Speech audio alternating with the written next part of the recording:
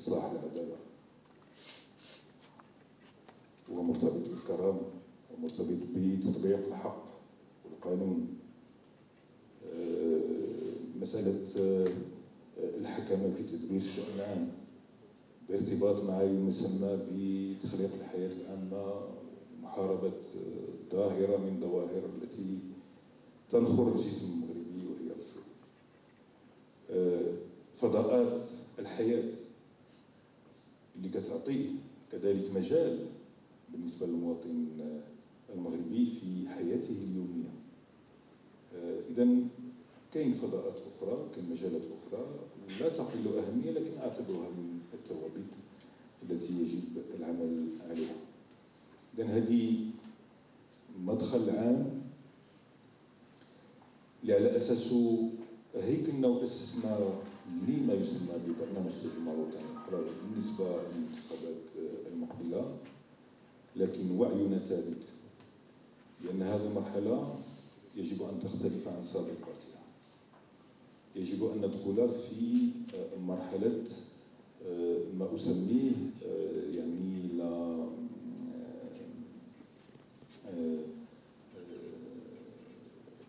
la normalisation de la vie politique، تطبيع الحياة السياسية وتطبيع كذلك الدينامية ديال الخيارات. خيارات البلاد خصها تكون خيارات واضحة، وهذه الخيارات خص تلتف حولها وتشكل أرضية بالنسبة لكل المكونات السياسية. هذا ما كيعنيش بأنه ما يكونش اختلاف أو خلاف فيما يخص طرق التدبير والمقاربة المرتبطة بمختلف هذه القضايا. أكيد أنه كاين هناك خلفية إيديولوجية بالنسبة لسميتو. احنا خيارنا كان مجتمعي واضح، نحن من أجل مجتمع حداثي منفتح sans complexe، لا يخاف ما تأثيرات، لأنه باش يمكن لك تواجه التأثيرات خصك تكون قادر باش تحكم فيها، وباش تحكم فيها خص يكون عندك ثقة في النفس. المغاربة خص يكون عندهم ثقة في قدرتهم على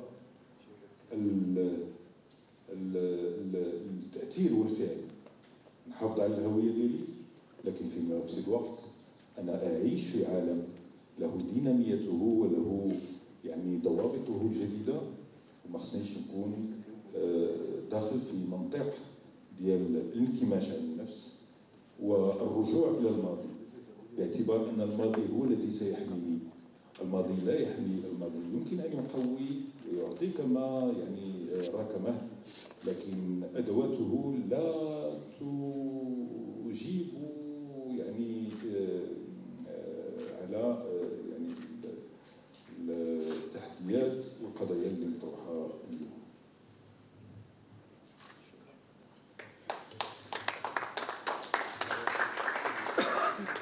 شكرا للرفيق صلاح الدين. شكرا حقيقة، لأن كما قلت لنا ماضي مشترك ومستقبل وحاضر مشترك ومستقبل مشترك. الماضي ربما نتحدث فيه بعد، على كل حال يتعلق بشبابنا حينما كنا في شبابنا الأول، لازلنا في شبابنا. إذا أعطي شكرا على تدخلكم وعلى التفصيل في الخطوط العامة للبرنامج. الآن أعطي الكلمة للسي محمد بن موسى ليتناول المحور الاقتصادي والاجتماعي.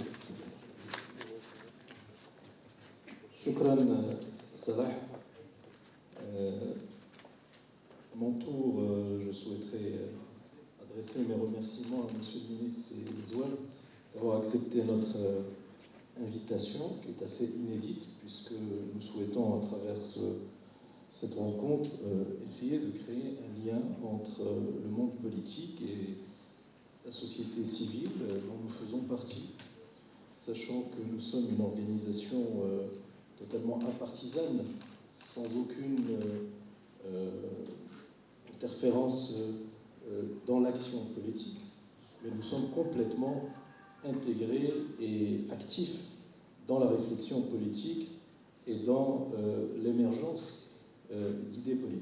vers nos propres réflexions et nos propositions. C'est à travers une rencontre comme celle d'aujourd'hui que nous souhaitons contribuer modestement à l'émergence d'une réflexion politique inédite, que nous n'avons malheureusement pas l'habitude de retrouver durant nos campagnes électorales, tant elles sont focalisées sur des enjeux purement partisans, et tant les débats sur les projets de société et sur les idées programmatiques sont le plus souvent, si ce n'est absent, du moins édulcorés, espérant que la prochaine campagne électorale, en tout cas du côté de Damir, nous essayons avec nos modestes moyens d'y contribuer, espérons que la prochaine campagne permettra de faire émerger des idées politiques fortes.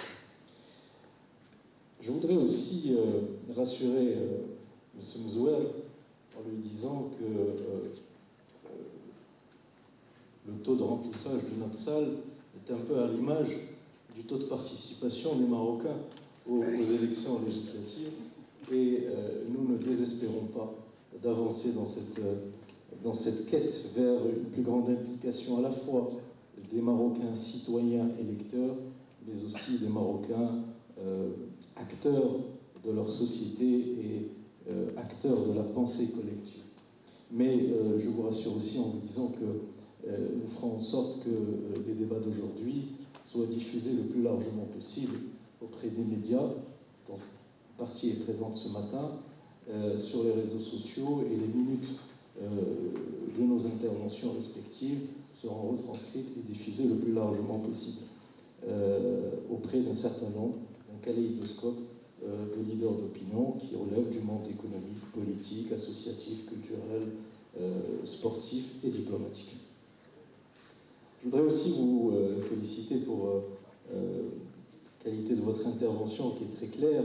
On voit bien la dimension de l'homme d'État que vous êtes, ministre en exercice de la politique étrangère, de la diplomatie marocaine. Vous avez bien montré comment votre projet s'inscrivait dans une analyse de la géostratégie mondiale et des interactions que cette géostratégie pouvait avoir sur un pays de taille intermédiaire comme le nôtre, interactions à la fois positives et négatives, des opportunités, des enjeux, des risques. Vous avez bien montré que la volonté d'un parti politique comme le vôtre, c'est de justement gérer ces opportunités et ces menaces. Moi, je suis chargé par mes collègues ce matin de vous interroger sur des aspects un peu plus terre-à-terre, un peu plus concrets. Donc je suis un peu sur l'opérationnalité des choses. Je vais focaliser mon propos sur les aspects économiques. Mais vous verrez que parfois, les choses se recoupent. Et parfois, des questions purement techniques, opérationnelles, j'allais dire vulgairement économiques, ont un soubassement stratégique. Alors ma première question, M. Mzouer, porte sur la situation générale de l'économie nationale, qui est caractérisée depuis quelques années, malheureusement, par un recul plus ou moins inquiétant en termes de dynamique, en termes de croissance, de création de richesses, en dépit de deux facteurs relativement favorables. Une conjoncture internationale qui est meilleure, évidemment en Asie, en Amérique, mais aussi dans la plupart des pays européens, qui sont nos principaux partenaires commerciaux, comme vous le savez, et un processus de redressement progressif de nos grands équilibres macroéconomiques. Donc assez paradoxalement, nous sommes dans un environnement à la fois endogène et exogène favorable à notre économie, et pourtant notre économie patine un peu.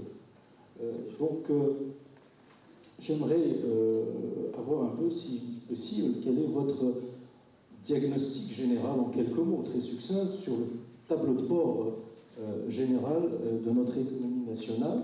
Et j'aimerais aussi vous soumettre un graphique et avoir votre sentiment, savoir qu'est-ce qui vous inspire. Il va être projeté, non, je vous l'ai préparé, la salle va pouvoir le voir, vous l'ai projeté, et ce graphique montre bien que le rythme de la croissance économique, parce que finalement c'est la finalité ultime, c'est de pouvoir créer de la richesse, et de la richesse qu'on va pouvoir ensuite redistribuer dans le cadre d'une politique de croissance inclusive. Or, force est de constater que le rythme de croissance de notre économie est relativement faible. Vous avez ici la croissance économique globale, et si vous neutralisez l'effet de la pluviométrie, de la croissance du secteur agricole, de la valeur ajoutée agricole, vous aurez une croissance qui est en moyenne entre 2,5-3%, voire 2%. Et ce qu'on a constaté, c'est que ce rythme de croissance qui est extrêmement faible, qui était au début et au milieu des années 2000 du double, eh bien, depuis maintenant 4 ans, ce rythme a été réduit de moitié, sachant que la quasi-totalité des économistes savent que si le pays veut créer de la richesse et pouvoir la distribuer, nous devons retrouver un rythme de l'ordre de 6%. Donc, quelle est votre réaction par rapport à ce graphique, à ces chiffres, et quelle est votre analyse du tableau de bord général en quelques mots de l'économie nationale? Merci Sébou Moussa pour les propos liminaires, mais aussi pour la première question qui, naturellement, pose une des vraies problématiques auxquelles nous devons faire face. Quand je regarde le panorama du Maroc des 20 dernières années, années 90, croissance moyenne de 3%. Année 2000, croissance qui a avoisiné les 5%. C'est-à-dire qu'en l'espace d'une décennie, nous avons pu gagner entre 1,7 et 2 points de croissance. Ces 1,7 à 2 points de PIB de croissance sont venus de la dynamique de la croissance du PIB non agricole, qui, quand j'étais ministre des Finances, dépassait les 5%. Mais aussi de moins d'années aléatoires en matière de revenus agricoles, de PIB agricole. Ce qui est frappant aujourd'hui, c'est que nous sommes revenus à la moyenne des années 90 durant les 5 dernières années. Naturellement, le contexte y a joué pour beaucoup. Mais le danger se trouve où? Le danger se trouve dans le fait que la croissance à 3% des années 90 a généré une demande croissante au niveau social et au niveau de l'emploi qui était devenue préoccupante. Des taux de chômage que nous avons connus à l'époque et qui dépassaient naturellement les 10%, et en allant vers les catégories de diplômés et de jeunes ou des citadins, on allait vers des niveaux de plus de 20%. La décennie 2000 a permis de rattraper le gap et de générer une dynamique d'emploi et donc de croissance avec des politiques volontaristes et un bénéfice indirect de la bonne santé de l'économie mondiale qui ont permis un effet de rattrapage. Revenir à 3%, c'est creuser le déficit social. Donc le grand défi que nous avons aujourd'hui est simple. Répondre à la demande sociale et au déficit généré par ces 5 années va nécessiter une croissance supérieure à 6%. Si nous voulons effectivement régler les équations sociales qui sont posées. Alors, on a une économie qui s'est diversifiée. On a une économie qui est attractive, mais qui a subi un choc. Le politique a affecté l'économie. Ce qui était prédominant durant ces 5 dernières années était beaucoup plus le débat politique que la préoccupation économique et sociale. Et ça se paye. Ça se paye et ça se traduit par une frilosité au niveau de l'investissement, particulièrement national. Ça se traduit par un effet des politiques publiques qui prend beaucoup plus de temps. Il ne faut pas avoir la mémoire courte. Les 2-3 premières années de ce gouvernement, l'effet immédiat sur les décideurs au niveau de l'administration et sur les territoires a été que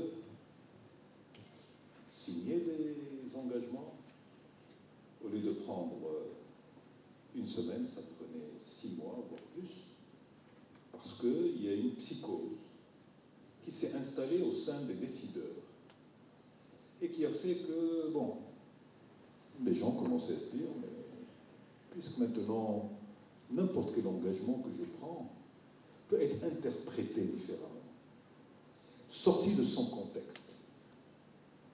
Au moment où tu prends la décision, il y a un contexte où tu es conforme aussi aux procédures et aux lois. Mais il suffit de la sortir de son contexte pour que ça devienne une suspicion. Il y a un esprit de suspicion qui a été installé durant les 2 ou 3 premières années du mandat, et particulièrement les 2 premières années du mandat de ce gouvernement, qui a fait qu'il y a eu une rétraction de la part, au niveau de l'économie, que ce soit au niveau du secteur privé ou au niveau du secteur public. Est-ce qu'on peut dire, c'est l'objet, c'est de pouvoir faire des interactions, Oui. est-ce qu'on peut dire que le gouvernement a perdu le combat de la confiance, sachant qu'elle est à l'origine de tout, des investissements, des prises de risques, des consommations, des acquisitions de biens durables par les ménages, des paris sur l'avenir, et donc la confiance est, j'allais dire, consubstantielle à l'économie et au développement économique. Donc, si je comprends bien votre propos, ou est-ce que je fais une extrapolation, est-ce qu'on peut dire que le gouvernement a perdu le combat de la confiance? Dans la première phase, dans son format premier, il y a un discours, il ne faut pas l'oublier, qui terrorisait et qui faisait naturellement aussi fuir des investissements et qui contractait la dynamique, qui a conduit à la contraction de la dynamique de l'investissement intérieur. C'est une réalité, c'est un constat, et c'est pour cela que, quand il était question que le RNI rentre dans le gouvernement, nous avons tenu à ce que la dimension économique soit à la charge de ce parti. On a essayé de remettre la confiance en marche. La confiance, c'est la clé, et vous l'avez bien dit. On ne peut pas avoir une dynamique économique, de l'investissement, de l'emploi, en se disant, mais bon, qu'est-ce qui va se passer après? On a essayé de travailler sur le rétablissement des équilibres, et on a essayé de relancer la machine de l'investissement en créant une interaction naturelle que nous avons avec les opérateurs privés marocains. Il y a eu un frémissement, mais il n'y a pas eu l'élan. Il y a eu un frémissement. Pourquoi je dis qu'il n'y a pas d'élan? Parce que quand je regarde, particulièrement en 2016, il y a eu un vrai frémissement en 2014-2015. D'ailleurs, 2015 a connu, grâce aussi à la pluviométrie, une croissance intéressante. En 2016, il y a eu un ralentissement drastique de l'investissement privé marocain, du capital marocain, de la PME, qui est en vérité inquiétante. Alors, ceci pose des vraies questions aussi, sur lesquelles il faut amener le débat. Quid de l'entreprise nationale? Est-ce que nos politiques économiques et nos choix conduisent véritablement à créer ce qu'on appelle l'entreprise citoyenne? L'entreprise peut-elle changer son comportement en fonction des fluctuations politiques ou de celui qui dirige ou ne dirige pas le gouvernement? Quel est le rôle de l'entreprise face aux aléas des changements politiques? C'est de vraies questions qui doivent être posées. Quand je vois ce qui se passe dans le débat, on revient toujours à la même histoire, à les banques frères, à ceci, à cela. Il y a beaucoup de vérité. On va y revenir tout à l'heure dans le débat. On reviendra aussi. On va y revenir précisément. C'est un des points, à mon avis, qu'il faut soulever dans le débat. L'entreprise citoyenne, c'est quoi son rôle? Le capital national, c'est quoi son rôle?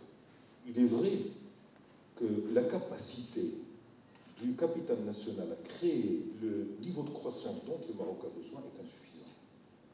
Et donc, inscrit dans la mondialisation, cherchant un positionnement sur des métiers, on s'oriente naturellement vers l'attractivité ou l'attraction de l'investissement extérieur qui est indispensable. Mais si cette dynamique d'attraction de l'investissement extérieur n'est pas accompagnée par la dynamique d'investissement intérieur des entreprises nationales, il y a un déséquilibre. Une économie, ça marche sur deux pieds. Il ne peut pas marcher sur un seul pied. Et donc, une des problématiques qui est posée est celle-là. Donc, comment relancer l'envie d'entreprendre? Quand il y a eu la crise, j'avais créé ce qu'on appelle le comité de veille stratégique, dans lequel étaient présents tous les acteurs. Et c'était un outil de gestion de la crise qui était fabuleux. Dans les scénarios que nous avions mis en place, il y avait 3 scénarios. Et le scénario du pire est ce que nous sommes en train de vivre depuis quelques années. Dans ce scénario, il y avait aussi l'effondrement du secteur de l'immobilier. Et nous savons ce qu'il portait aussi et sa contribution dans la dynamique de la croissance de l'économie, du PIB non agricole. Donc, il faut relancer la machine. On relance la machine par la confiance, c'est fondamental. On relance la machine par la responsabilisation. On relancera la machine par un contrat social qui va permettre à ce qu'on puisse gérer dans la sérénité les 3 prochaines années parce qu'elles sont déterminantes pour revenir à des niveaux de croissance dont le Maroc ne peut pas se passer, sinon il le paiera sur le plan social. Je dois vous dire que nous avons géré ce débat pendant 45 minutes, donc vraiment désolé si j'écourte vos réponses, c'est pour pouvoir échanger sur le maximum de sujets. Nous sommes toujours sur le premier thème, nous en avons 5. Dernière question sur ce thème. Vous dites qu'il y a eu un frémissement dans la deuxième partie de ce gouvernement. Pourtant, les indicateurs montrent le contraire, puisque le taux d'investissement mesuré par la formation brute de capital fixe a reculé en 2015 pour la deuxième année consécutive. Et nous sommes descendus en dessous d'un taux de 30% en 2014. Là, nous sommes à un peu plus de 29%, ce qui est ainsi assez, on va dire, assez inquiétant par rapport au sujet dont vous parliez tout à l'heure, qui est celui de la confiance et de l'investissement. Sachant qu'il y a 4 années, nous avions un des taux d'investissement les plus élevés de la planète avec 36%. Un autre point qui pourrait aussi être un indicateur de, peut-être pas de défiance, mais de moindre confiance, c'est, on demande à assister au débat assez, on va dire, sportif qu'il y a eu entre votre ministre du Commerce et de l'Industrie et le représentant du patronat sur, on va dire, la divergence d'appréciation sur la rentabilité et la réalité de la valeur ajoutée économique de la stratégie industrielle. On en parlera tout à l'heure. C'était simplement pour faire une remarque par rapport à votre intervention.